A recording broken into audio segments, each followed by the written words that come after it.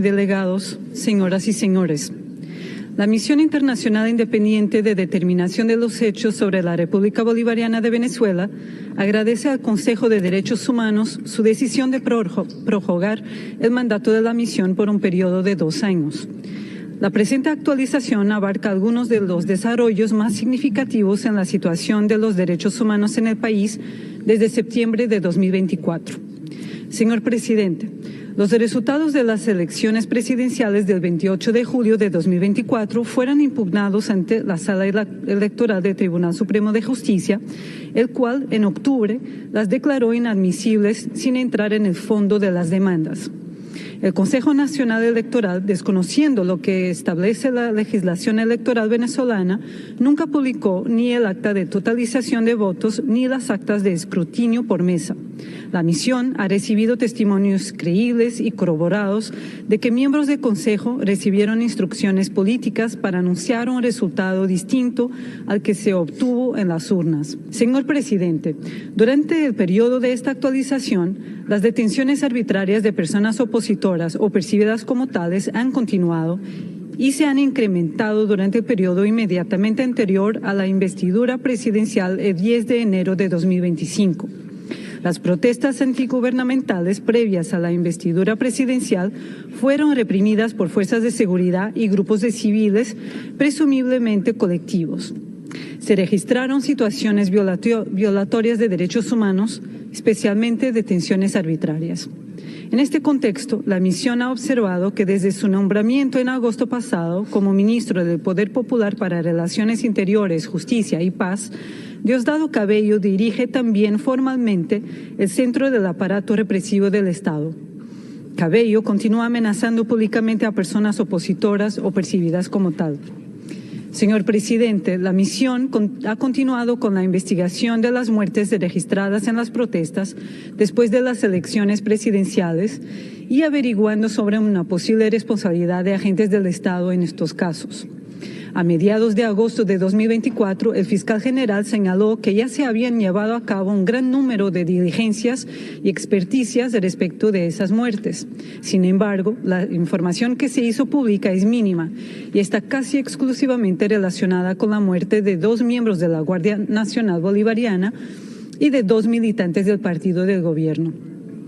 Por otro lado, varias fuentes continúan renuentes a brindar información a la misión por temor a posibles represalias tras haber sido advertidas por las autoridades de no divulgar ninguna información al respecto. A pesar de ello, la misión ha alcanzado hallazgos preliminares sobre estos casos que seguirá investigando en los próximos meses.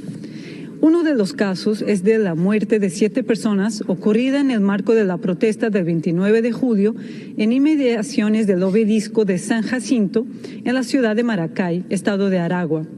La misión ha analizado más de 80 videos y más de 100 fotografías sobre estos hechos, confirmando que miembros del Ejército y de la GNB, incluido el CONAS, encargados del control de la protesta, portaban armas de fuego, incluidas escopetas, pistolas y fusiles, además del material antidisturbios como lanzagranadas para gases lacrimógenos.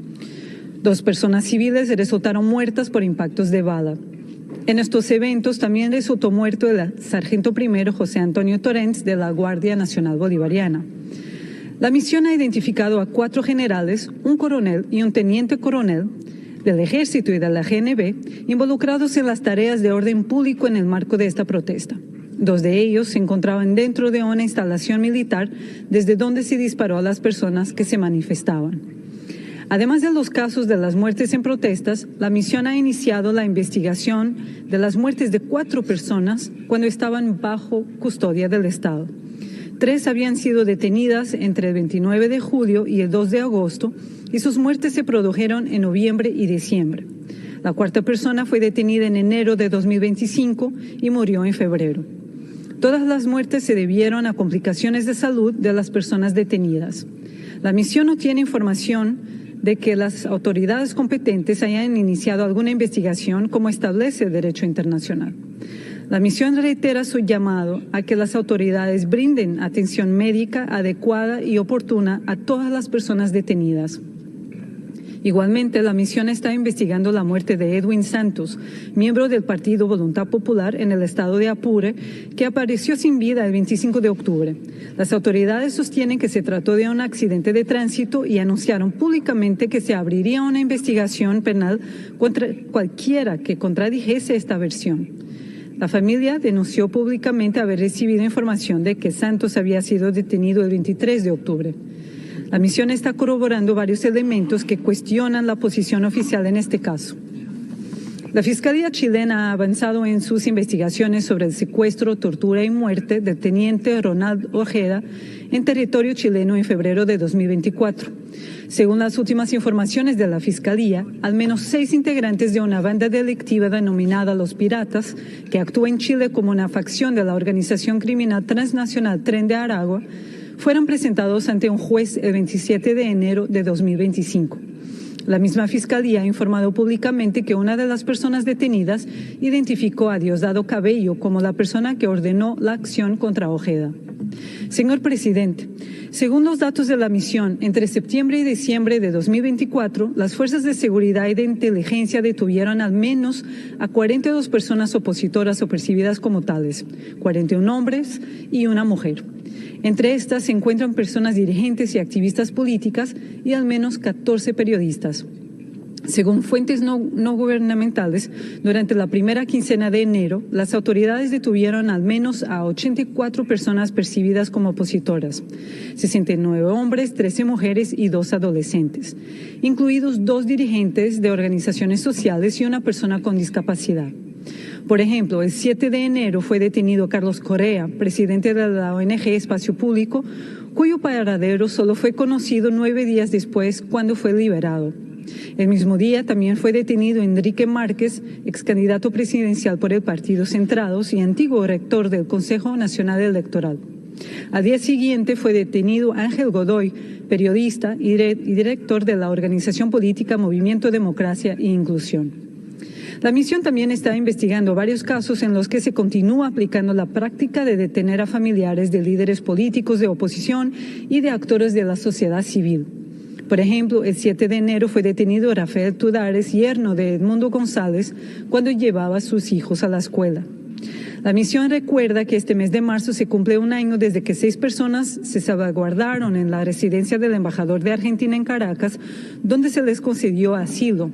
Una de estas personas falleció en su domicilio a causa de una enfermedad el 26 de febrero de 2025, después de haber podido abandonar la residencia el 20 de diciembre de 2024. A la fecha de esta actualización, el gobierno no ha concedido los salvoconductos necesarios para salir del país a las 5 personas restantes, quienes siguen soportando condiciones de acoso constante, incluyendo restricciones de acceso a servicios básicos ordenadas por las autoridades. La misión hace un llamado a que este Consejo inste al gobierno a liberar inmediatamente y sin condiciones a todas las personas detenidas arbitrariamente, incluso desde antes del periodo electoral. Señor presidente, en febrero de 2025, el presidente Maduro informó que las autoridades habían detenido a más de 150 personas extranjeras, caracterizándolas de mercenarios. Las detenciones se produjeron sobre todo en los estados venezolanos fronterizos con Colombia, así como en Caracas entre septiembre de 2024 y enero de 2025. Estas personas son principalmente de nacionalidad colombiana y estadounidense. En la mayoría de estos casos, las personas extranjeras no han tenido acceso a comunicarse con una oficina consular o misión diplomática del estado del que son nacionales, en violación de la Convención de Viena de 1963 sobre relaciones consulares. Las autoridades también han ignorado solicitudes de información de consulados y misiones diplomáticas sobre casos específicos. Las familias tampoco han podido comunicarse con estas personas, en algunos casos desde hace varios meses. El 31 de enero, un enviado diplomático de los Estados Unidos de América se entrevistó con el presidente Nicolás Maduro en Caracas y acordaron la liberación de 6 nacionales de ese país detenidos desde septiembre de 2024. Señor presidente, Hasta el 3 de marzo, según las cifras publicadas por el Ministerio Público, 2.006 personas detenidas durante las protestas postelectorales han sido excarceladas. Fuentes de organizaciones no gubernamentales han comunicado una cifra mucho menor, de solo 1.284 personas. La información oficial no está desagregada ni por sexo, ni por edad, ni por centro de detención.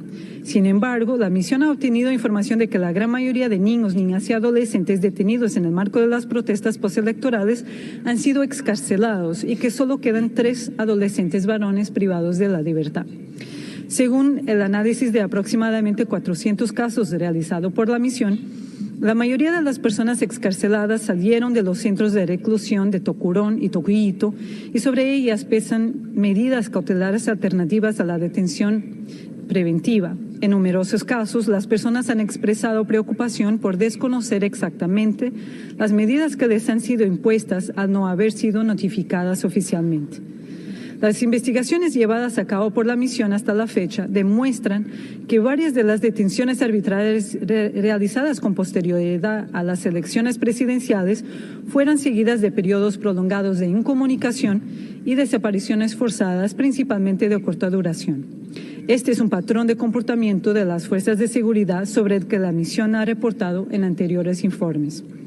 Preocupa además a la misión las alegaciones recibidas de personas recientemente excarceladas sobre su paso por centros clandestinos de detención o casas de seguridad, antes de ser conducidas a centros oficiales. La misión ha continuado investigando denuncias de actos de tortura y otros tratos o penas crueles, inhumanos o degradantes cometidas contra personas detenidas después del 28 de julio, cometidos tanto en los centros oficiales de detención como en esas casas de seguridad.